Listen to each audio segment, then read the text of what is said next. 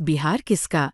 Powered by नोवा शुद्ध देसी घी। जब जब खाए दिल खुश हो जाए, सदियों का नोवा शुद्ध देसी घी, सपना स्वस्थ भारत का। I love घी घी घी घी घी। नमस्कार, बिहार तक देख रहे हैं आप। और बिहार चुनाव के नतीजे जो हैं अब सामने आ चुके हैं और इन नतीजों के बाद सबसे बड़ा सवाल जनस्वराज और प्रशांत किशोर पर अब खड़ा हो गया है। इस तमाम चर्चा को लेकर हमारे साथ मौजूद हैं इंद्रमोहन सर। इंद्रमोहन सर, 238 सीटों पर जनस्वराज लड़ी और खास तौर पर प्रशांत किशोर ने जिस तरीके से एक माहौल क्रिएट किया, जो एक ऑरा बनाया था कि इस बार जो है नीतीश कुमार 25 सीटों पर रह जाएंगे, बीजेपी को बहुत बड़ा नुकसान होगा, लेकिन ऐसा कुछ नहीं हुआ, जबकि ज्यादातर सीटों पर तो उनकी ही जमानत जब्त हो गई। देखिए, प्रशांत किशोर के दावों की माने तो अभी तक वो देश में 6 सीएम बना चुके हैं, 1 पीएम भी दे चुके हैं। लेकिन वही प्रशांत किशोर की पार्टी जब 238 सीटों पर चुनावी मैदान में उतरी तो महज 6 सीट भी जीत नहीं पाई। 6 सीट आप छोड़ दीजिए, वो 6 सीटों पर नंबर 2 भी नहीं रहे।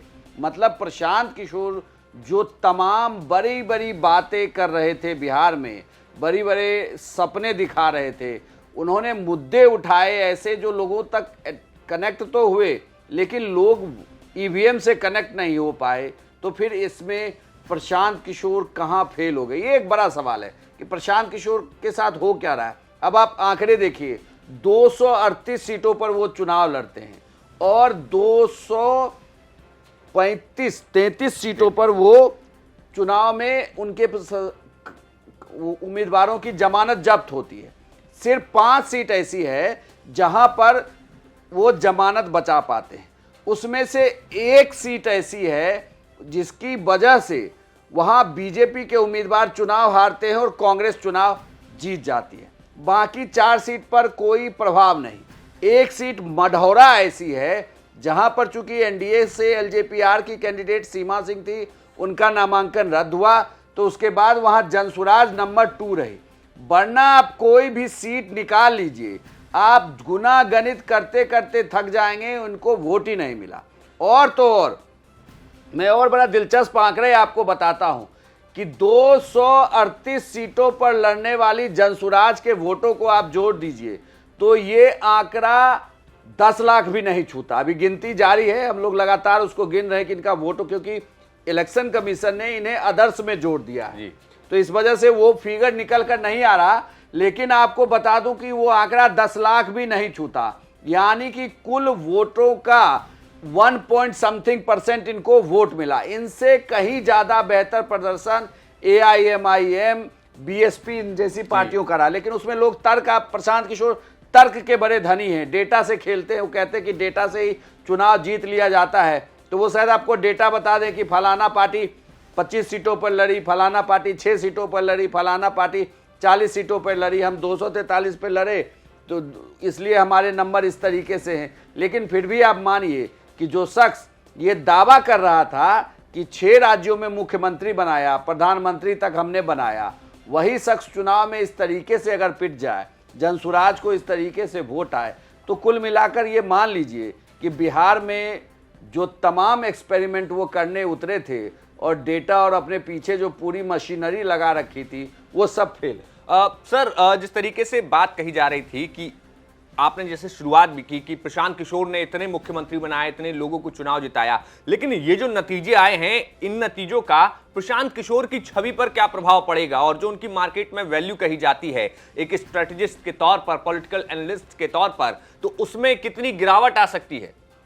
देखिए, गिरावट क्या, और वो जो, सर माफी चाहूंगा, वो जो बात है कि 2 घंटे का 11 करोड़ मैं लेता हूं, वो जो उन्होंने बात कही थी, देखिए उनके मतलब कहें कि प्रोफेशनलिज्म पर कोई सवाल नहीं। वो एक शानदार व्यक्ति हैं, डेटा के धनी आदमी हैं, और जिस विधा में वो मास्टर हैं, वो मास्टर हैं, वो आपको मानना पड़ेगा। लेकिन वोट अगर कमरे में बंद होने से मिलता तो ये भी आप बात मान लीजिए कि आज जो पार्टी विपक्ष में हारी है वो सभी चुनाव जीत रहे होते। इन लोगों की बड़ी दिक्कत ये भी रही कि ये मैदान में दिखे ही नहीं। इनके कैंडिडेट तो सब पटना में बैठे हुए थे कि टिकट कब फाइनल होगा, किसको टिकट मिलेगा। इन्होंने जब प्रचार ही नहीं किया तो टिकट कैसे मिलेगा भाई? कैसे आप चुनाव में उतरेंगे और चुनाव जीतेंगे? ये तो बड़ी गलती हुई है। दूसरी आपको एक चीज और बताऊं, अब देखिए प्रशांत किशोर को लेकर प्रशांत किशोर जिस जिले से आते हैं, रोहतास में उनकी जो 7 विधानसभा है, 7 पर जमानत जब्त हुई है उनकी। अब बताइए कि आपके विधानसभा में नहीं मिला, अभी तो बूथ वाइज भी वोट मांगा जाए। हाँ। मैं कहता हूं कि उनके गांव के बूथों के भी वोट मंगाए जाए और उसको चेक किया जाए कि उस गांव में वोट पड़ा है कि नहीं उनको पड़ा है। अगर आप अपने घर से वोट नहीं ले पा रहे तो राज्य में वोट किस तरीके से लेते आप। करगहर जिस सीट पे बात है, रितेश पांडे चुनाव लड़ रहे हैं, 7.42% मान लीजिए 7.5% ही महज उनको वोट मिला। अब बताइए कि कैसे हुआ। आपने एक सेलिब्रिटी उतारा, आपने वहां बातचीत की, आपके अपनी विधानसभा थी, इसके बावजूद आपके नंबर इस तरीके से आए हैं कि अब आप गुनागणित करते रह जाइए, आप अपने क्षेत्र की 7 विधानसभा में जमानत नहीं बचा पाए। यानी कि प्रशांत किशोर प्रोफेशनली, भले ही उनका रेट हाई हो, 2 घंटे के 11 करोड़, क्या मैं कहता हूं 100 करोड़ ले ले वो, लेकिन चुनाव में जो इतनी 6000 किलोमीटर की पदयात्रा, सारी सीटों पर एक बार चले गए, कोई ऐसा ब्लॉक नहीं बिहार में जिसमें प्रशांत किशोर नहीं गए, लेकिन जाने का हुआ क्या और वो किस तरीके से, या तो उन्होंने जो पूरी बाहर की मशीनरी बैठाई बिहार में, वो मशीनरी बिल्कुल फीडबैक उनका गलत था, किसी तरीके का फीडबैक नहीं था। अभी वो बचाव में कुछ भी आपको कह सकते हैं कि भाई हमने ये क्या कहा, योजना आ गई, नीतीश कुमार ले आए, केंद्र ने मदद की, पूरी मशीनरी आ गई, लेकिन ये तो बिल्कुल आंधी थी। और अगर आप आंधी नहीं समझ पा रहे थे तो फिर कैलकुलेशन किस बात की? सर, एक सवाल ये भी था कि जिस तरीके से शुरुआत में प्रशांत किशोर ने कोशिश की कि हम राजनीति को बिल्कुल पूरे तरीके से बदलने आए हैं, लेकिन फिर जब टिकट बांटने की बात आई तब वो उसी ट्रेंड पर जाते हुए दिखे कि हमने इस समाज को इतना टिकट दिया है, इस समाज को इतना टिकट दिया है, मुस्लिमों को इतनी जगहों पर उतारा है, जहां पर मुस्लिम जीतते हैं वहां पर एक भी मुस्लिम को नहीं उतारा।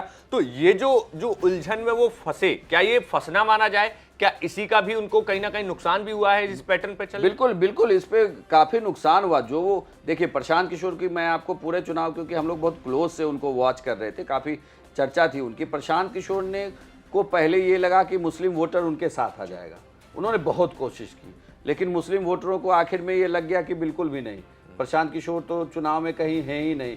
तो मुस्लिम वोटरों ने अपना मन बनाया। अब आप देखिए कि मुस्लिम वोटर जहां भी गया है वो एकजुट होकर चला गया। AIM को उसने वोट दिया ही, उसने RJD को दिया ही, और उसमें भी इस बार बड़ी टूट हुई है, तो वो तो रिजल्ट ही बता रहे हैं। लेकिन आप दूसरी जो बाकी पार्टियों से अलग और जो दावा कर रहे थे कि हम साफ सुथरे उम्मीदवार उतारेंगे, ADR का डेटा कहता है कि प्रशांत किशोर ने जिन 231 प्रत्याशियों में से 108 पर उनके क्रिमिनल केसेस थे, उस 108 में से 100 कैंडिडेट पर गंभीर क्रिमिनल केसेस थे। तब ऐसा नहीं कि आपने 144 की धारा में कोई तोड़फोड़ कर दी हो, इस तरह के केसेस, या चुनाव के दौरान आपने शोर मचाया हो। 100 पर गंभीर, 25 प्रत्याशियों पर हत्या के प्रयास का आरोप था, 12 प्रत्याशियों पर हत्या का आरोप था, 14 प्रत्याशियों पर महिलाओं के खिलाफ अत्याचार के आरोप थे। अब आप बताइए कि इन प्रत्याशियों को जब आप टिकट दे रहे थे तो बार बार ये कहना कि हम एकदम साफ राजनीति, देखिए साफ राजनीति करने वाले कुछ ही लोग उसमें से आए, हालांकि सब लोगों को ये अफसोस है कि ये लोग चुनाव नहीं जीत पाए। जैसे आप KC सिन्हा चुनावी मैदान में उतरे, YV गिरी चुनावी मैदान में उतरे, लेकिन वोट नहीं पाए। तो ये एक सेटबैक जरूर है, लेकिन कुल मिला के आप 2-4 चेहरों की बदौलत बाकी चेहरों को छुपा नहीं सकते।